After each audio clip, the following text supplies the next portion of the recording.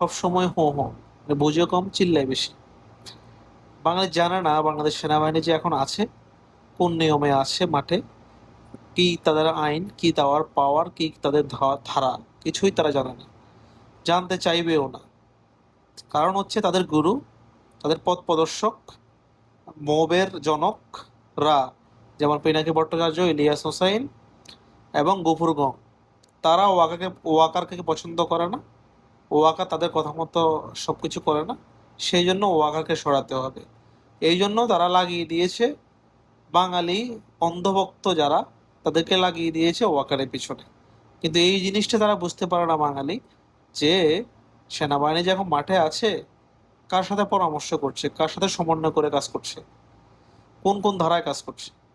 তারা ম্যাজিস্ট্রেসি পাওয়ার নিয়ে যে যে ধারা আছে, ওই ওই ধারার মাধ্যমে তারা আইন প্রয়োগ করতে পারে। সাথে তারা ওই ওই অঞ্চলের ডিসি, এসপি ওদের সাথে সমন্বয় করে কাজ করে, মানে স্বরাষ্ট্র মন্ত্রণালয়ের অধীনে। তারা যে কোনো কিছুর জন্য সেনাপ্রধানকে ফোন করে না, তারা তাদের যে ম্যাজিস্ট্রেসি পাওয়ার যে আছে তাদের অফিসে তাদেরকে জানায়, এবং কি শেষে দ্বারা অনুসারে কাজ করে। প্রয়োজনে সেটা হেল্প নেয় এবং কি ইনস্ট্রাকশন ফলো করে স্বরাষ্ট্র মন্ত্রণালয়ের অধীনে। বাঙালি না বুঝে ওই চিল্লাপাল্লা করবেই।